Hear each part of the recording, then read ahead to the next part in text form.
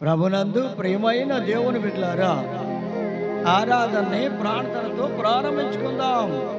స్తోత్రం తండ్రి, పరిశుద్ధుడైన దేవుడు నాయన, మీకే స్తుతులు స్తోత్రాలు చెల్లిస్తున్నాం. ప్రభు, మీ దివ్యమైన వాక్యం వినడానికి బిడ్డల్ని సిద్ధం చేయండి.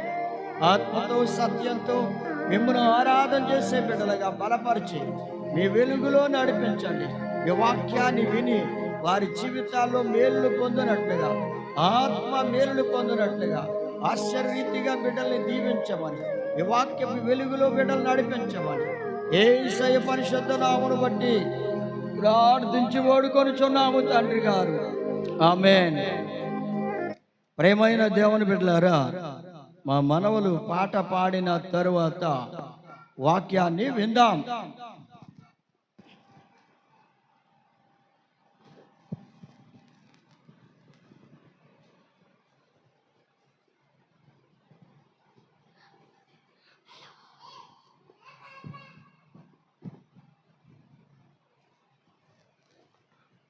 ఒక ఆశ ఉందయ్యా, నా కోరిక తీర్చయ్యా, నా మనవిని యేసయ్యా, ప్రత్యుత్తరమిమ్మయ్యా. ఒక ఆశ ఉందయ్యా, నా కోరిక తీర్చయ్యా, నా మనవిని యేసయ్యా, ప్రత్యుత్తరమిమ్మయ్యా. యవన కాలమందు కాడిమోయగా, బలమైన వెల్లుగా నన్ను మార్చవా. యవన కాలమందునే కాడిమోయగా, బలమైన వెల్లుగా నన్ను మార్చవా. ఒక ఆశ ఉందయ్యా, నా కోరిక తీర్చయ్యా, నా మనవిని యేసయ్యా, ప్రత్యుత్తరమిమ్మయ్యా.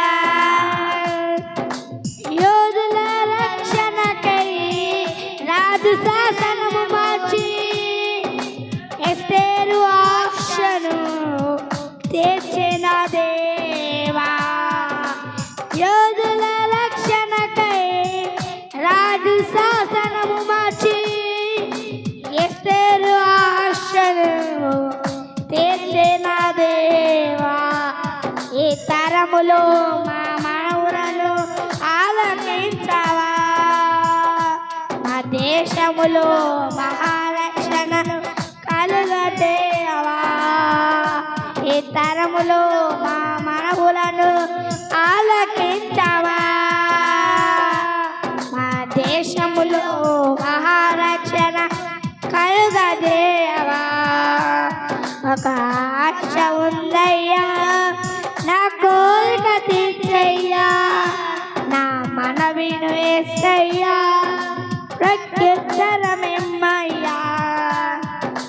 నత్తివాడనైనను పరో ఎదుట నిలబెట్టి, మోషే ఆశను తీర్చిన దేవా. నత్తివాడనైనను పరో ఎదుట నిలబెట్టి, మోషే ఆశను తీర్చిన దేవా.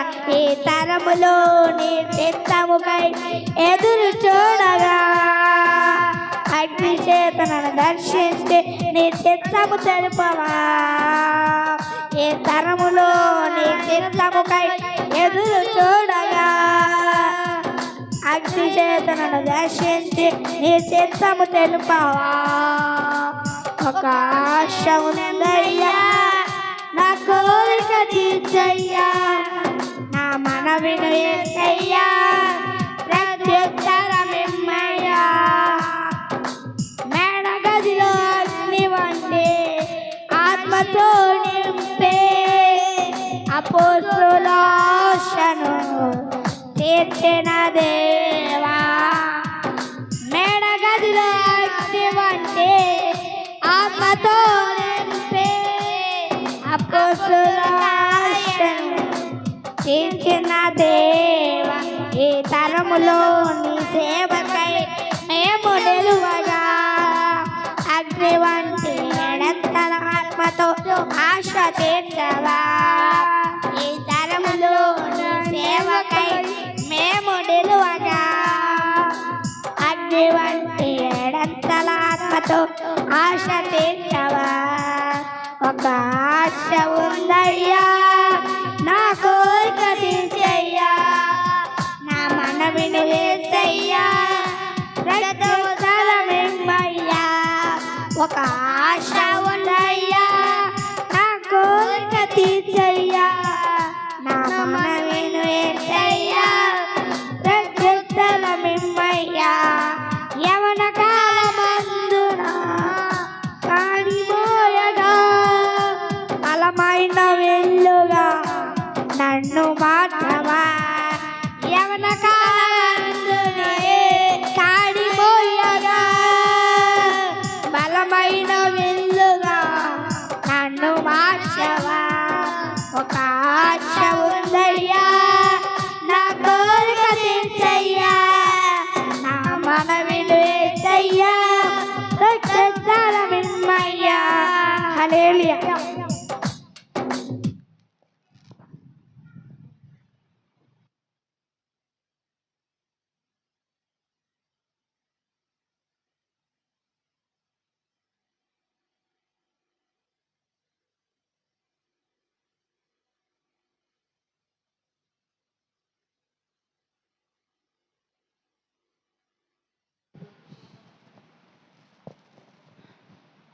ప్రభునందు ప్రియమైన దేవుని బిడ్డలారా, దేవుని మహాకృపను బట్టి ఇంతవరకు చక్కగా పాట ద్వారా కూడా దేవుణ్ణి మహిమపరచడానికి దేవుడు ఎంతగానో కృప చూపారు.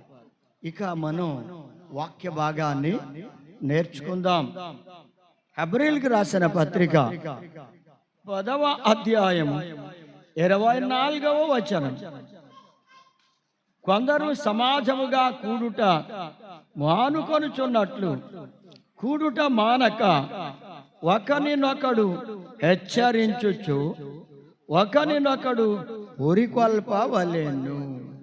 ఆ దినము సమీపించే కొలది. ఎప్పుడండి? ఆ దినము సమీపించే కొలది. నా ప్రియ దేవుని బిడ్డలారా, ఆ దినము అనగా యేసయ్య రాకడ దినము, రెండవ రాకడ దినము. ఆ దినము సమీపించే కొలది మీరు సమాజముగా కూడుట మానవద్దు అంటున్నాడు. అవును, కొందరు సమాజంగా కూడడం మానేస్తున్నారు. అయ్యా, ప్రభు రాకడము సమీపంగా ఉందన్న సంగతి, ప్రభు చెప్పిన గుర్తులన్నీ నెరవేరిపోతున్నవన్న సంగతి కూడా మర్చిపోతూ, చూడండి, ప్రభు చెప్పిన రాకడ గుర్తులు, రెండవ రాకడ గుర్తులు నెరవేరుతూనే ఉన్నాయి. చూడండి, భయంకరమైన భూకంపాలు జరిగిపోతూ ఉన్నాయి. చూడండి, వెనుజులా అనే దేశంలో వందలాది మంది భూకంపం వల్ల మరణించారు. నా ప్రియ సోదరి సోదరులారా, ప్రభువు చెప్పిన, ఆయన చెప్పిన గురుతులు, రాకడ గురుతులు జరిగిపోతూ ఉన్నాయి. అనగా ఆ దినము సమీపిస్తూ ఉన్నది. సమీపించే కొద్దీ దేవుని బిడ్డలారా, కొందరు సమాజంగా కూడడం మానేస్తున్నారు. సమాజంగా కూడడం మానేస్తున్నారు కనుక మీరు హెచ్చరించండి, అలాంటి వారిని పురుకొల్పించండి. అంతేకాదు, మీరు వారిని బలపరచాలి, ధైర్యపరచాలి, ఆరాధనకు వెళ్ళాలి, దేవుణ్ణి ఆరాధించాలని వారికి తెలియజేస్తూ ఉండాలి. అయితే ఎందుకు, చూడండి, ఆరాధనకు వెళ్ళడం మానొద్దు అని చెప్పాలి, మంచిదే. కొందరు ఆరాధనకు వెళ్ళడం మానేయడం వాళ్ళకి అలవాటైపోయింది. ఆరాధనకు వెళ్ళడమే మానేయడం అనేది వారికి అలవాటైపోయింది. ప్రేమనొద్దామని పెట్టారా, ఎందుకు వెళ్ళలేకపోతున్నారు అంటే వారిలో ఉన్న నిర్లక్ష్యము, వారిలో ఉన్న అవిశ్వాసము, వారిలో ఉన్న అవిధేయత వారు వాటి వల్ల ఆరాధన మానుకుంటూ ఉన్నారు. నా ప్రియ దేవుని బిడ్డలారా, దేవుని బిడ్డలకు నిర్లక్ష్యము పనికిరాదు. ఆరాధనకు వెళ్ళడానికి నిర్లక్ష్యం పనికిరాదు. వెళ్ళండి, ఆరాధనలో పాలు పంపులు పంచుకోండి. ఆరాధన చాలా అవసరం. ఎందుకంటే ఆ దినము సమీపించే కొద్దీ, ప్రభు రాకడ వచ్చే కొద్దీ నీవు దేవుని సన్నిధిలో సిద్ధపడాలి. సిద్ధపడే సమయం, సిద్ధపడే స్థలం కనుక మందిరానికి వెళ్ళాలి, ఆరాధనలో పాలు పంపులు పంచుకోవాలి, ప్రభుని ఆరాధించాలి, ప్రభుని స్తుతించాలి, ఆత్మతోను సత్యంతోను ఆరాధన చెయ్యాలి. ఇలాంటి దినములలో ఉన్నాం ప్రేమన దేవుని బిడ్డలారా. కానీ అనేక మంది కొందరు సమాజంగా కూడుకోవడానికి, దేవుని ఆరాధించడానికి వెళ్ళలేకపోతున్నారు, మానేస్తున్నారు అన్న సంగతి దేవుని బిడ్డలారా మీరందరూ గమనించాలి. అవును, ఎందుకు వారు మానుకుంటున్నారు అంటే నిర్లక్ష్యము, అవిశ్వాసము, అవిధేయత. చూడండి, నిర్లక్ష్యం. ఆరాధనకి వెళ్ళాలంటే ఏమనుకుంటున్నారంటే నిర్లక్ష్యం వల్ల వచ్చే ఆదివారం వెళ్ళొచ్చులే అని అనుకుంటూ ఆ ఊరకనే కాలమంతా, ఆ రోజంతా కూడా ఆరాధనకు వెళ్ళవలసిన సమయం అంతా వెళ్ళకుండా ఊరకనే కాలం గడిపేస్తూ ఉన్నారు. అంతేకాదు, సొంత పనులు చేసుకుంటూ ఉన్నారు. వాళ్ళకి ఏ పనులు ఉంటే ఆ పనులను చూసుకుంటున్నారు కానీ, ఆ పనులు చేసుకుంటున్నారు కానీ దేవుని పనిని గూర్చి ఆలోచన చేయడం లేదు. అంటే దానికి కారణం నిర్లక్ష్యమే. మనిషి లోపల నిర్లక్ష్యం వస్తే, అశ్రద్ధ భావము వారి లోపల ప్రవేశిస్తే వారు ఆరాధనకు మందిరానికి వెళ్ళరిక, ఊరకనే కాలం గడిపేస్తారు, సమయమంతా వృధాగా పాడు చేసుకుంటారు, సొంత పనులే చేసుకుంటూ ఉంటారు, ఏదో చోటకి వెళుతూ ఉంటారు, లేకపోతే ప్రయాణాలు పెట్టుకుంటారు, లేకపోతే ఫంక్షన్లు అంటారు, లేకపోతే మరొకటి అంటారు. ఏదో ఒకటి చెప్తూ ఏదో ఒక పనిని వాళ్ళు ఏర్పాటు చేసుకొని ఆరాధనని నిర్లక్ష్యము చేస్తూ ఉన్నారు. నా ప్రియమైన దేవుని బిడ్డలారా, ఫిలిప్పీయులకు రాసిన పత్రిక 2వ అధ్యాయం 21వ వచనంలో అంటున్నాడు, కొందరు తమ సొంత పనులనే చూచుకుంటున్నారు గాని దేవుని కార్యములను వాళ్ళు అశ్రద్ధ చేస్తున్నారు. సొంత పనులే చూసుకుంటున్నారు. అంటే దేవుని పని కంటే సొంత పని చాలా ఎక్కువగా భావించి ఆ సొంత పనుల కోసమే వాళ్ళు వెళ్ళిపోతున్నారు, పనులు చేసుకుంటున్నారు, తమ సొంత పనులు నిర్వహించుకుంటున్నారు. కానీ ప్రభు కార్యాలని వారు చేయలేకపోతున్నారు. అంటే అశ్రద్ధ చేస్తున్నారు, నిర్లక్ష్యం చేస్తున్నారు. నా ప్రియమైన దేవుని బిడ్డలారా, ఈ నిర్లక్ష్యము నీ జీవితానికి మేలు కాదు. నిర్లక్ష్యం చేయొద్దు. గడిచిపోయిన సమయం మరలా తిరిగి రాదు. సమయం ఉండగానే దినములు చెడ్డవి గనుక సమయమును పోనీయక సద్వినియోగం చేసుకుంటూ దేవుని చిత్తమేదో తెలుసుకునే బిడ్డలుగా ఉండాలి ప్రియమైన దేవుని బిడ్డలారా. కానీ అశ్రద్ధ లేదా నిర్లక్ష్యం అనేది చాలా ఎక్కువైపోయిన దినములలో ఉన్నాం కనుక ప్రియమైన దేవుని బిడ్డలారా, హెబ్రీయులకు రాసిన పత్రిక 2వ అధ్యాయం 3వ వచనంలో అంటున్నాడు, ఎంత గొప్ప రక్షణ నీవు నిర్లక్ష్యం చేసిన యెడల ఎలా తప్పించుకుందు. చూడండి ప్రియమైన దేవుని బిడ్డలారా, దేవుడు నిన్ను ప్రేమించి ఆయన రక్తం ఇచ్చి నిన్ను కొనుక్కొని ఆయన మహాప్రేమ చేత నీ కోసమే ఆయన ప్రాణాన్ని పెట్టి నిన్ను విమోచించాడు. ఆయన రక్తములో నిన్ను కడిగి నీ పాపదోషములన్నిటినీ క్షమించి పరిశుద్ధపరచి పవిత్రపరచి నీకు గొప్ప రక్షణ దయచేశాడు. కానీ ఇంత గొప్ప రక్షణ దేవుడు నీకు ఇస్తే ఈ రక్షణను నీవు నిర్లక్ష్యం చేస్తున్నావా? అయ్యా, నేను రక్షణ పొందేశాను, ఏం పర్వాలేదు, నేను ఆరాధనకి వెళ్ళకపోయినా పర్వాలేదు, సమాజంగా కూడుకొనకపోయినా ఏమీ పర్వాలేదు అని అనుకుంటున్నావేమో. ఇదంతా నిర్లక్ష్యమే. ఇంత గొప్ప రక్షణ ప్రభు నీకు ఇస్తే ఈ రక్షణను నువ్వు నిర్లక్ష్యం చేస్తావా? ఇది నీవు కష్టపడి సంపాదించుకున్నది కాదు. దేవుడు తన కృప చేతనే నిన్ను రక్షించాడు. ఆయన ప్రేమ చేత నిన్ను ఏర్పరచుకున్నాడు, నిన్ను ఎన్నుకున్నాడు.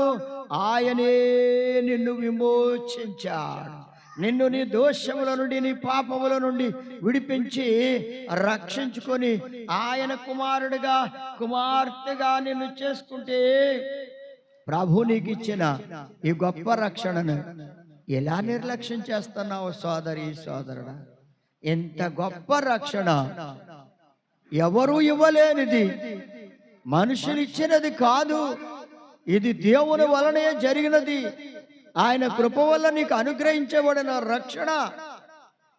ఈ రక్షణనే నీవు నిర్లక్ష్యం చేస్తే నా ప్రియమైన దేవుని బిడ్డలారా ఇలా తప్పించుకుంటావు. ఇంత నిర్లక్ష్య స్వభావం నీలో ప్రవేశించింది అంటే నీవు ఎలా తప్పించుకుంటావు?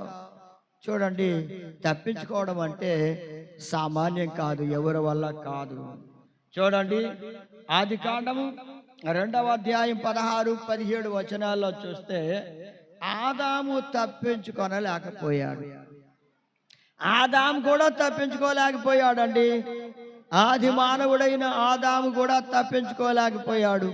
హవ్వ తప్పించుకోలేకపోయింది. ఎందుకు అంటే వారి నిర్లక్ష్యమును బట్టి వారు తప్పించుకోలేకపోయారు. ఏమిటది అంటే దేవుడు అన్నాడు, మీరు ఈ పని చేయొద్దు అన్నాడు. ఏమిటా పని? ఈ తోటలోని మధ్యలో ఉన్న చెట్టు యొక్క లేదా వృక్షం యొక్క ఫలాల్ని మీరు తినవద్దు. తినవున నిశ్చయముగా మీరు చనిపోతారు అని కూడా ఆయన స్పష్టంగా చెప్పాడు.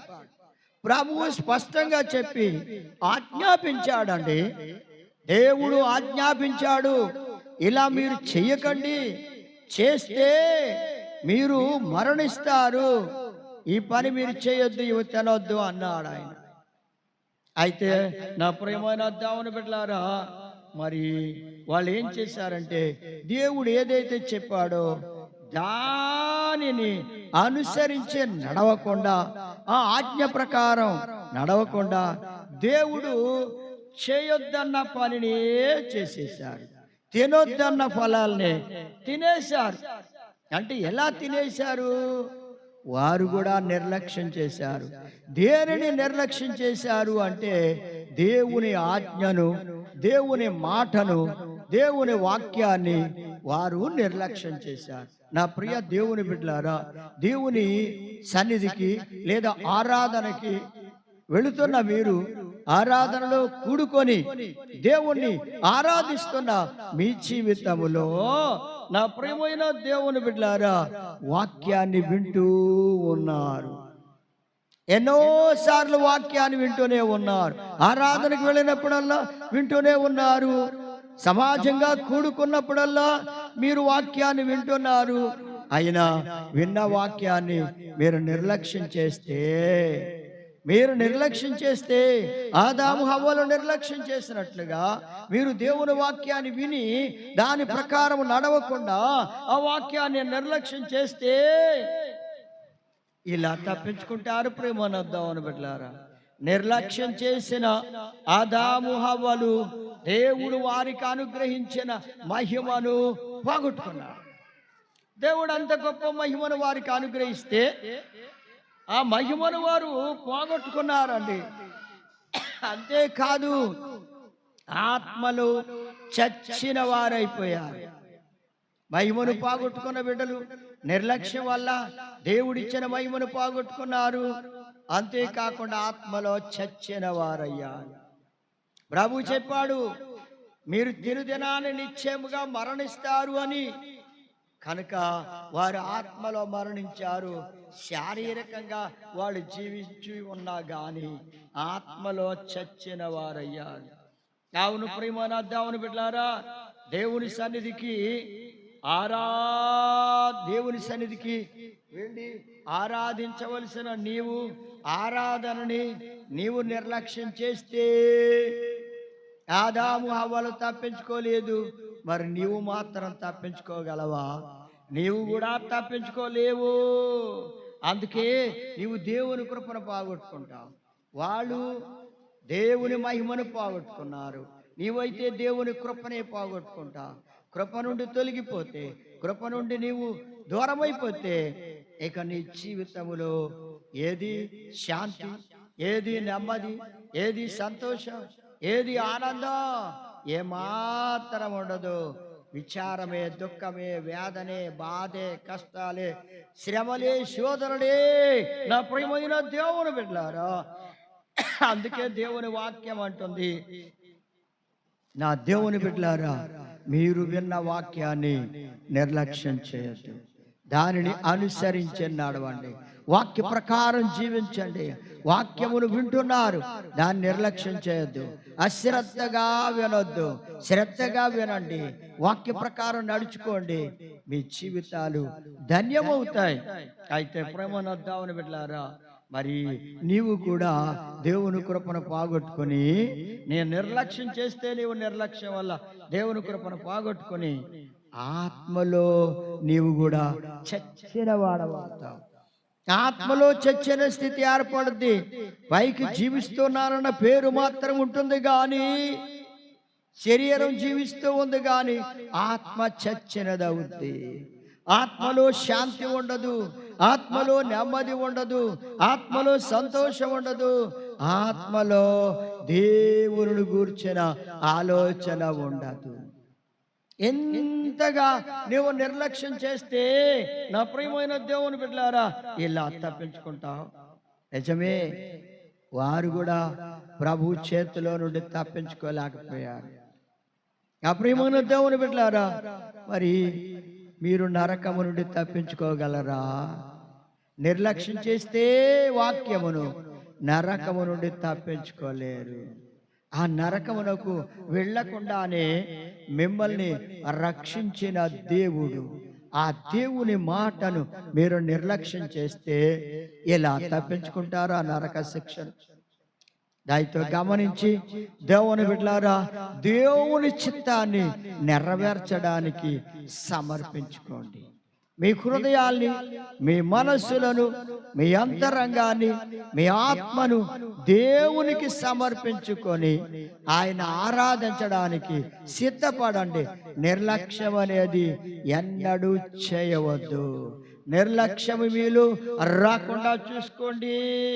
నా ప్రియమైన దేవుని బిడ్డలారా, ఆ నిర్లక్ష్యం వల్ల నీ ఆత్మీయ జీవితము చచ్చినదవుతుంది. జాగ్రత్తగా గమనించాలి. చూడండి, తీతుకు రాసిన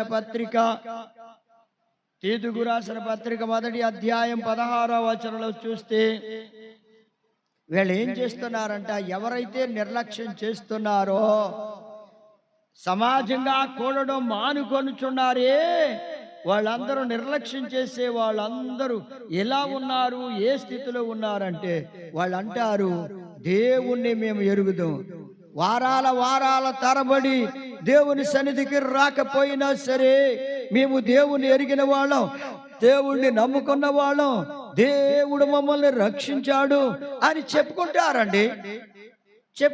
మేము కూడా రక్షణ పొందామండి, దేవుని బిడ్డలమేనండి అని చెప్పుకుంటూ ఉంటారు. కానీ వాళ్ళు అసహ్యులుగా ఉన్నారంట. అసహ్యులుగాను, అవిధేయులుగాను. అవును ప్రేమను అద్దామని బిడ్డలారా, నిర్లక్ష్యము వలన, రెండవది అవిధేయత వలన ఆరాధన మానుకుంటున్నారు, దేవుని సన్నిధికి వెళ్ళలేకపోతున్నారు, సమాజంగా కూడడం మానుకుంటున్నారు. అవును ప్రియమైన దేవుని బిడ్డలారా, దేవుడు నీకు ఇచ్చిన మంచి ఆరోగ్యమును బట్టి దేవుణ్ణి స్తుతించాలి, దేవుని సన్నిధికి వెళ్ళాలి, ఆరాధించాలి. దేవుడు నీకు ఇచ్చిన ప్రతి ఈవుని బట్టి దేవుణ్ణి స్తుతించాలి. ఆయన సన్నిధిలో కూడుకొనడానికి వెళ్ళాలి, ఆరాధించాలి. అవన్నీ కూడా నీవు విడిచిపెట్టి అసహ్యమైన స్థితికి వచ్చావా? అవిధేయులుగా మారిపోయావా? సోదరి సోదరుడా, అవిధేయత, దేవుని మాటకు లోబడని స్థితి, దేవుని మాటకు విధేయత చూపని స్థితి. చూడండి, అబ్రహాము గారు తండ్రి మాటకు లోబడిన, విధేయత చూపిన ఇస్సాకును చూడండి. ప్రియమైన దేవుని బిడ్డలారా, ఇస్సాకు తండ్రి మాటకు లోబడి విధేయత చూపాడు.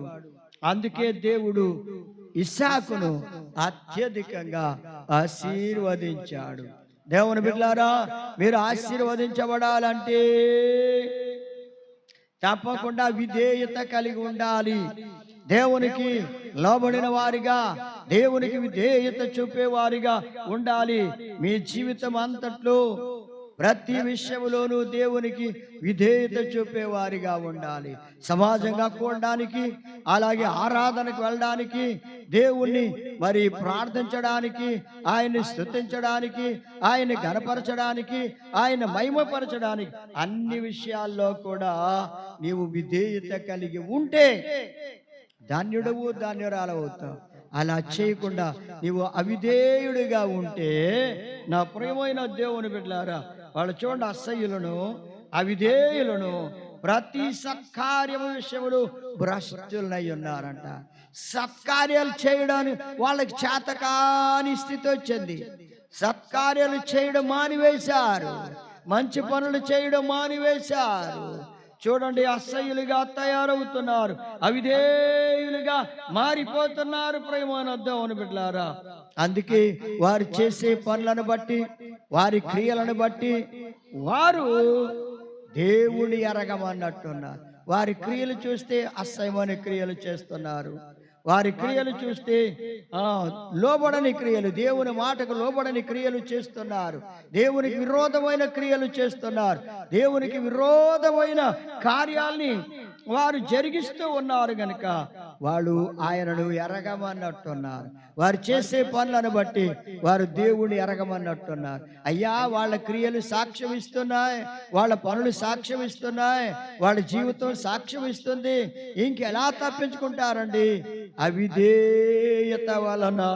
నా ప్రియమైన దేవుని బిడ్డలారా, ఇశ్రాయేలీయులే వారి అవిధేయత వలన కానాను దేశములో అడుగు పెట్టలేకపోయారు, కానాను దేశంలో ప్రవేశించలేకపోయారు. చూడండి, ఐగుప్తు దేశంలో నుంచి బయలుదేరిన నా ప్రియ సోదరి సోదరులారా, సుమారుగా 32 లక్షల మంది పిల్లలు, పెద్దవారు, అలా యుద్ధశాలుడు అందరూ కలిసి సుమారు ఒక 32 లక్షల మంది ఉన్నారు అనుకుంటే, వాళ్ళందరూనంట బయలుదేరి వచ్చిన వాళ్ళందరూ, ఐగుప్తు నుండి బయలుదేరి వచ్చిన వాళ్ళందరూ కూడా వారు అవిధేయులైపోయారు. మార్గములోనే వారు అవిధేయులయ్యి దేవుని మాటకు లోబడకుండా, దేవుని మీద తిరుగుబాటు చేస్తూ, దేవునికి విరోధమైన పనులు చేస్తూ వస్తే దేవుడు ఏం చేశాడంటే, వాళ్ళ అవిధేయతను బట్టి అన్నాడు, మీరు నేను వాగ్దానం చేసిన కనాను దేశములు మీరు ప్రవేశించడానికి వీల్లేదన్నాడు. ప్రవేశించరు అన్నాడు, అంతే. కనుక ప్రియమైన దేవుని బిడ్డలారా, దేవుడు వాగ్దానం చేసిన దేశంలో వారు ప్రవేశించకుండా తప్పిపోయారు అంటే వారి అవిధేయత వల్లనే. వారి అవిధేయత వలన వారు తప్పిపోయారు. నా ప్రియమైన దేవుని బిడ్డలారా, నీవు కూడా దేవునికి విరోధమైన కార్యాలు చేస్తూ ఉంటే, దేవునికి ఇష్టం కాని పనులు చేస్తూ ఉంటే, దేవుని ఆరాధించడం మానేస్తే, ఆయన సన్నిధిలో సమాజంగా కూడడం మానుకుంటే, నీవు చేసే పనులను బట్టి నీవు అవిధేయుడిగా, అవిధేయురాలిగా మారిపోతే నీవు కూడా దేవుని రాజ్యములో ప్రవేశించడానికి అవకాశం ఉంటుందా? ఆలోచించుకోండి, ఆలోచించండి ప్రేమన దేవుని బిడ్డలారా. అందుకే దేవుడు నిన్ను ఏర్పరచుకున్నాడు. నీకోసం ఏర్పాటు చేసిన ఆ పరలోక దేశములో నిన్ను ప్రవేశపెట్టాలని ఆయన కోరుకుంటూ ఉంటే, నీవు నీ అవిధేయత వలన దేవుని రాజ్యములో చేరకుండా తప్పిపోతావేమో. జాగ్రత్త. అలాంటి పరిస్థితి నీలో కలగకుండా చూసుకో. నేను దేవుని ఎరిగిన వాడిని, దేవుని ఎరిగిన దాన్ని, దేవుని బిడ్డలను చెప్పుకుంటున్నావు, కానీ నువ్వు సమాజంగా కూడుకుంటున్నావా? మానుకుంటున్నావు. సమాజంగా కూడడం మానేస్తున్నావు. ఎందుకు మానేస్తున్నావు? లోకాశలు, శరీరాశలు నీ లోపల పెరిగిపోతూ ఉన్నాయి. అందుకే నువ్వు మానుకుంటున్నావు. ఒకటి, నిర్లక్ష్యం చేస్తున్నావు దేవుని సన్నిధిలో కూడుకోవడం.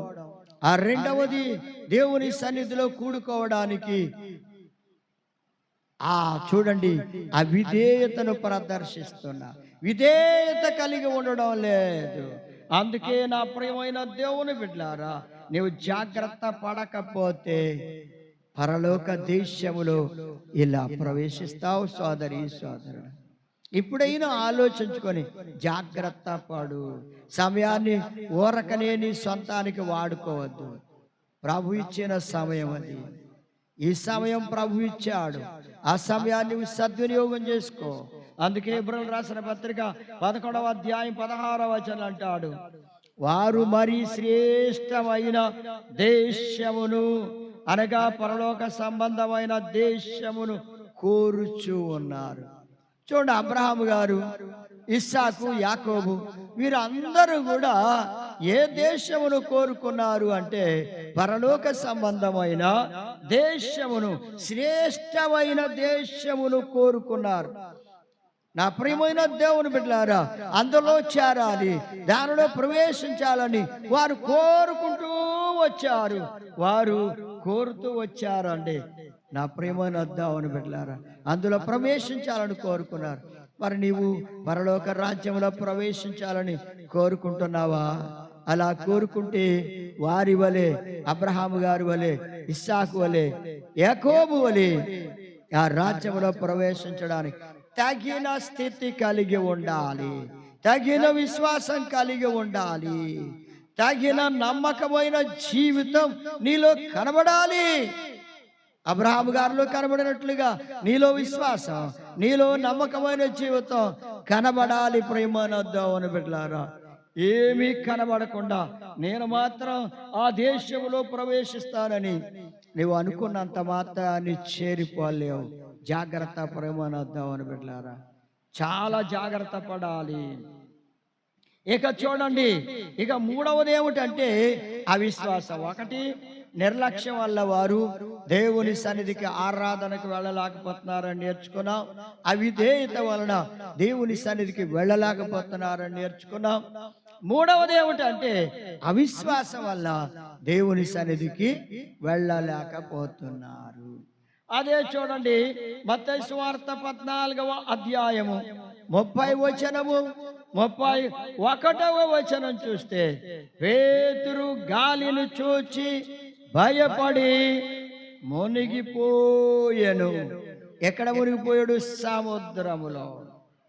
అంటే నా ప్రియమైన దేవుని బిడ్డలారా, పేతురు గారు ప్రభు సముద్రం మీద నడిచి వస్తూ ఉంటే చూచి అంటున్నాడు, ప్రభువా, నేను కూడా సముద్రం మీద నడుస్తానయ్యా, నాకు ఆశ ఉన్నది, నాకు కోరిక ఉన్నది, నేను కూడా సముద్రం మీద నడుస్తాను, నాకు అనుమతి ఇవ్వరా, నాకు అనుమతి ఇవ్వండి అని అంటే ప్రభు అన్నాడు, నడువు, సముద్రం మీద నడిచి రా నా దగ్గరికి అని ప్రభు పిలిపించాడు. అయ్యా దేవుని బిడ్డలారా, పేతురు గారికి దేవుడిచ్చిన పిలుపును అందుకొని సముద్రం మీద నడవడం మొదలు పెట్టాడు. నా ప్రియమైన దేవుని బిడ్డలారా, దేవుని పిలుపును పొందిన దేవుని బిడ్డలారా, దేవుడు తన కృపచేత మిమ్మల్ని పిలుచుకున్నాడు. ఆయన బిడ్డలుగా చేసుకోవడానికి మిమ్మల్ని పిలుచుకున్నాడండి. దేవుడు మిమ్మల్ని పిలిచి ఏర్పరచుకున్నాడు, మిమ్మల్ని రక్షించుకున్నాడు. అంత గొప్ప ప్రేమతో మిమ్మల్ని పిలిస్తే ఆ పిలుపుకు తగినట్లుగా మీరు నడవాలి ప్రేమనొద్దామని బిడ్డలారా. అవిశ్వాసము రానివ్వకూడదు. ఇప్పుడు పేతురు గారు ఏం చేశాడు? నడవాలి, నడుస్తున్నాడు. కానీ నడుస్తూ నడుస్తూ ప్రభువు నమ్ముకున్న మొదటి దినాలు చాలా చక్కగా నడుస్తున్నారండి. రాను రాను రాను రోజులు గడిచే కొద్దీ, సంవత్సరాలు గడిచే కొద్దీ వాళ్ళ జీవితంలో ఏం చేస్తున్నారంటే, నా ప్రియమైన దేవుని బిడ్డలారా, వారు నడవలేము అంటున్నారు. నడవడం లేదు, దేవునికి ఇష్టమైన రీతిలో నడవడం లేదు, వాళ్ళకి ఇష్టమైన రీతిలో నడుస్తున్నారు. అందుకే వారి లోపల ప్రవేశించిన అవిశ్వాసమును బట్టి వారు దేవుని కొరకు నమ్మకమైన వారిగా నడవలేకపోతున్నారు. అయ్యా, నడవలేకపోవడానికి కారణం ఏమిటి? మొదటి దినాల్లో నడిచిన నీవు ఇప్పుడు ఎందుకు నడవలేకపోతున్నావు? సంవత్సరాలు గడిచే కొద్దీ లోకాశలు బయలుదేరినవా? లోకాన్ని చూస్తున్నావా? లోకం వైపు చూస్తూ ఆశపడుతున్నావా? సోదరుడా, సోదరి, లోకం వైపు చూడొద్దు, ఆశపడద్దు. చూడండి, ఏసేపు లోకం వైపు చూడలేదు, దేవుని వైపే చూచాడు. పోతీఫరు భార్య ఎంత బాధ పెట్టినా ఆమె వైపు, లోకం వైపు చూడలేదు. నా ప్రియమైన దేవుని బిడ్డలారా, నమ్మకమైన వాడిగా ఉన్నాడు దేవుని కొరకు. దేవుని కొరకు నమ్మకంగా ఉన్న వ్యక్తి లోకం వైపు, వ్యర్థమైన వాటి వైపు చూడలేదు, చూడడు. నీవు కూడా అలా జీవిస్తే నీవు ధన్యుడవుతావు. లేని పక్షాన్ని అవిశ్వాసం నీ లోపల ప్రవేశిస్తే, చూడండి, పేతురు గారు అవిశ్వాసం వల్ల మునిగిపోవడం ప్రారంభమైంది. సముద్రంలో మునిగిపోతున్నాడు. దేవుని బిడ్డలారా, నీవు కూడా లోకములో మునిగిపోతావు, అలోక కార్యాల్లో మునిగిపోతావు, వ్యర్థమైన వాటిలో మునిగిపోతావు, నశించిపోతావు. పాపము, లోకము, ఆశలు నిన్ను ముంచి వేస్తాయి ప్రేమనొద్దామని బిడ్డలారా. ఆ తర్వాత నీ జీవితంలో మరలా మునిగిన నీవు పైకి లేవలేవు. ఎవరు నిన్ను లేవనెత్తలేరు. అందుకే అవిశ్వాసము నీ లోపలికి రాకుండా చూసుకో ప్రేమనొద్దామని బిడ్డలారా. అయితే నా ప్రేమనొద్దామని బిడ్డలారా, ఈ లోకమనే సముద్రములో, ఈ సముద్రం మునిగిపోయాడు పేతురు గారు. ప్రభు పిలుస్తున్నాడు, ప్రభువా నన్ను రక్షించు, నేను నశించిపోతున్నానని కేకలు పెడితే ప్రభు అతని చేయి పట్టుకొని ఆ నీళ్లలో నుండి, సముద్రంలో నుండి పైకి లేవనెత్తాడు. అయ్యా, నీ జీవితంలో ఒకవేళ అవిశ్వాసం చేత నశించిపోయే స్థితిలో ఉన్నావేమో, ఇప్పుడైనా సరే ప్రభు తట్టు నీ చేతులెత్తి కేకలు పెట్టు, ప్రభువా నన్ను కరుణించు, ప్రభువా నన్ను కరుణించు, నన్ను రక్షించయ్యా, నన్ను కాపాడయ్యా, నేను నశించిపోతున్నానయ్యా, నేను వ్యర్థమైన వాటిని ఆశిస్తున్నానయ్యా, వ్యర్థమైన వాటి వల్ల నేను బలహీనుడైపోయానయ్యా, బలహీనురాలనైపోయానమ్మా. అయ్యా, నన్ను బలపరచండి అయ్యా, నన్ను లేవనెత్తండి అయ్యా, నాతో మాట్లాడండి అయ్యా, నన్ను కనికరించండి అయ్యా, నాలోనికి వచ్చిన అవిశ్వాసాన్ని తీసివేయండి అయ్యా, నాకు విశ్వాసాన్ని దయచేయండి అయ్యా అని నీవు కేకలు పెడితే ప్రభు తన చేయి చాచి నిన్ను కూడా పట్టుకుంటాడు. పేతురుని పట్టుకున్న దేవుడు నిన్ను కూడా పట్టుకుని పైకి లేవనెత్తాడు. ఈ లోకములో నీవు మునిగిపోవు, నశించిపోకుండా లేవనెత్తుతాడు. అయ్యా, నీ అవిశ్వాసం నిన్ను ముంచి వేస్తుంది, జాగ్రత్త. ఒకవేళ నువ్వు ఎంతో తెలివైన వాడిని, తెలివైన దాన్ని అనుకున్నా పాపము మాత్రం దాగదు. ఆదాము దాగాడా? ఆదాము దాక్కొనలేకపోయాడు. నా ప్రియమైన దేవుని బిడ్డలారా, ఆదాము తప్పించుకున్నాడా? తప్పించుకోలేకపోయాడు. దాక్కున్న ఏమైనా తప్పించుకోగలిగాడంటే తప్పించుకోలేకపోయాడు. పాపము నుండి తప్పించుకోలేవు. పాపము నిన్ను నాశనం చేస్తుంది, జాగ్రత్త. అందుకే ప్రేమను దేవుని బిడ్డలారా చాలా జాగ్రత్త పడాలి, చాలా జాగ్రత్త పడాలి. లోకములో నీవు నశించిపోకుండా, లోకములో నీవు నశించిపోకుండా జాగ్రత్త పడాలి. యెషయా గ్రంథం చూడండి 16వ అధ్యాయం 10వ వచనంలో అంటున్నాడు, ఆనంద సంతోషములు ఏమిటండి? ఆనందం సంతోషం ఎక్కడ ఉంటాయండి? ఆనందం సంతోషం. అయ్యా ప్రియమైన దేవుని బిడ్డలారా, నిజమైన ఆనందం, నిజమైన సంతోషం మీకు ఎక్కడ దొరుకుతాయి? నిజమైన ఆనందం, సంతోషం ఎక్కడ దొరుకుతాయంటే ఫలభరితమైన పొలములో దొరుకుతాయి. ఫలభరితమైన పొలములో నుండి మానిపోయాను. నా దేవుని బిడ్డలారా, ఫలభరితమైన పొలము అంటే దేవుని సన్నిధి, దేవుని మందిరం. దేవుని సన్నిధిలో దొరికే ఆనంద సంతోషాలు మానిపోయినాయి అంట. ఆనంద సంతోషాలు ఆగిపోయినాయి. ఒకవేళ నీ జీవితంలో దేవుళ్ళు ఆనందించే ఆనందం, సంతోషం ఆగిపోయినవేమో. నువ్వు సమాజంగా కూడడం మానివేస్తున్నావు గనుక నీలో ఆగిపోయినవేమో. ఒకసారి ఆలోచించుకో ప్రేమ దేవుని బిడ్డలారా. ఆనందం, సంతోషం పోగొట్టుకుంటే విచారం, దుఃఖం నిన్ను ఆవరిస్తాయి. ఇక నెమ్మది ఉండదు, శాంతి ఉండదు, సంతోషమే ఉండదు, దుఃఖమే, రోదనే, వ్యాధనే. నిన్నెవరు తప్పిస్తారు? ఎవరు విడిపిస్తారు? ఎవరు ఆదుకుంటారు? ఎవరు ఆదరణ కలిగిస్తారు? ప్రేమనద్దామని బిడ్డలారా, అందుకే దయచేసి మీ జీవితములో దేవుని చిత్తాన్ని నెరవేర్చడానికి తీర్మానం చేసుకోండి. దేవుడిచ్చిన ఆనందాన్ని, దేవుడిచ్చిన సంతోషాన్ని, రక్షణ ఆనందాన్ని, రక్షణ సంతోషమును పోగొట్టుకోవద్దు. రక్షణ సంతోషం, రక్షణ ఆనందాన్ని పోగొట్టుకోవద్దు. దేవుని సన్నిధికి వెళ్ళే కొద్దీ ఆ ఆనందం, సంతోషం అధికమవుతూ ఉంటాయి. ఒక్కవేళ ఈ సంతోషం, ఆనందం నీలో నుంచి నీవు పోగొట్టుకుంటే ఆత్మఫలములు లేని స్థితి నీలో ఏర్పడుతుంది. ఆత్మఫలములు లేని స్థితి ఏర్పడుతుంది. అయ్యా జాగ్రత్త పడు, తర్వాత నీ స్థితి చాలా భయంకరంగా ఉంటుంది. ఇప్పుడే నీవు జాగ్రత్త పడి సరి చేసుకోవడానికి ఇష్టపడితే దేవుడు తన కృప నీకు అనుగ్రహించి నిన్ను బాగు చేస్తాడు. కొరింథీయులకు రాసిన మొదటి పత్రిక 1వ అధ్యాయం 9వ వచనంలో అంటున్నాడు, అందుకే ప్రభు ఏం చేస్తున్నాడంటే, నా కుమారుడా లేదా చూడండి ఏమంటున్నాడు, ప్రభు అయిన యేసుక్రీస్తు అను తన కుమారుని సహవాసమునకు. కొరింథీయులకు రాసిన మొదటి పత్రిక 1వ అధ్యాయం 9వ వచనం, ప్రభు అయిన యేసుక్రీస్తు తన కుమారుని సహవాసమునకు మిమ్మల్ని పిలిచిన దేవుడు నమ్మదగినవాడు. అయ్యా దేవుడు నమ్మదగినవాడు, మిమ్మల్ని పిలుస్తున్నాడు. మిమ్మల్ని పిలిచిన దేవుడు ఆయనతో సహవాసం చేయడానికి, ఆయన సహవాసానికి మిమ్మల్ని పిలుస్తున్నాడు.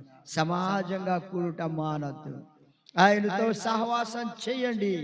ఆయనతో సహవాసం కలిగి ఉంటే ఆయన నమ్మదగిన వాడు గనుక ఆయన సహవాసానికి వెళ్ళడం వల్ల నీ జీవితానికి ఆశీర్వాదం కలుగుతుంది, మేలులు కలుగుతాయి.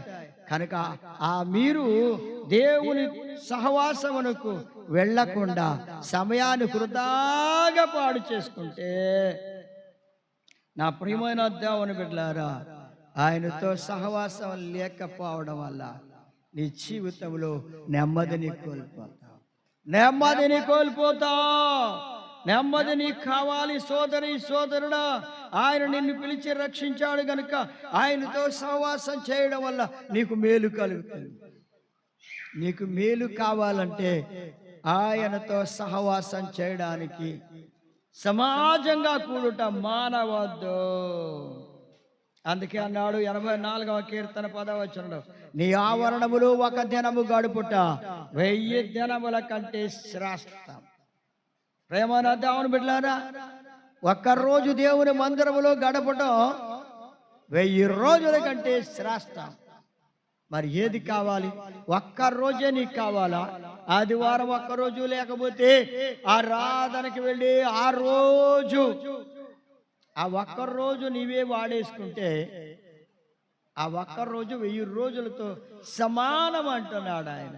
మరి దేవుని బిడ్డలారా, నీవు ఆరాధనకు వెళ్లకుండా నీవు సమయాన్ని పోగొట్టుకుంటున్నావు అంటే 1000 రోజుల ఫలితాన్ని పోగొట్టుకుంటున్నావు.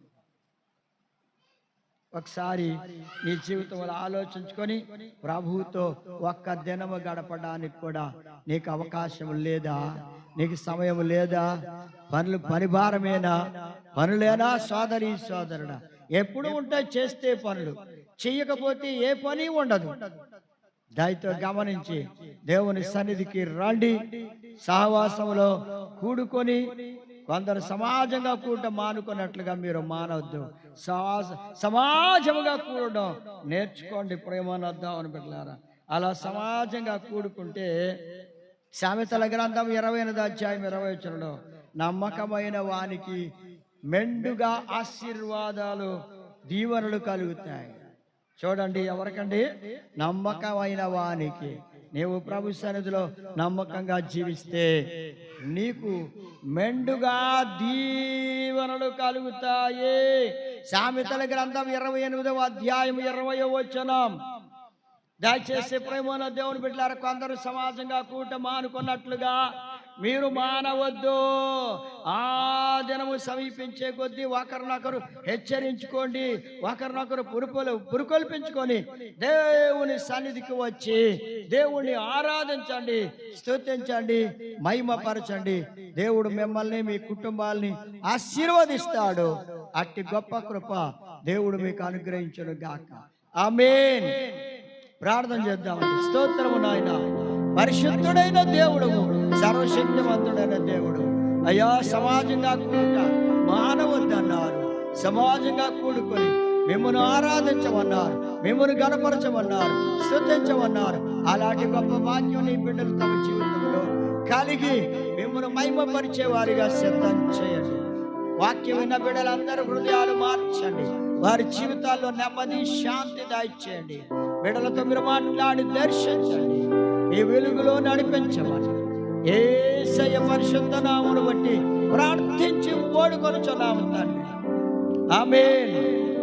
మన తండ్రి అయిన దేవుని ప్రేమ, ప్రభు అయిన యేసుక్రీస్తు వారి కృప, పరిశుద్ధాత్మ అన్యోన్య సహవాసం బిడ్డలందరికీ సదాకాలం తోడై నడిపించు.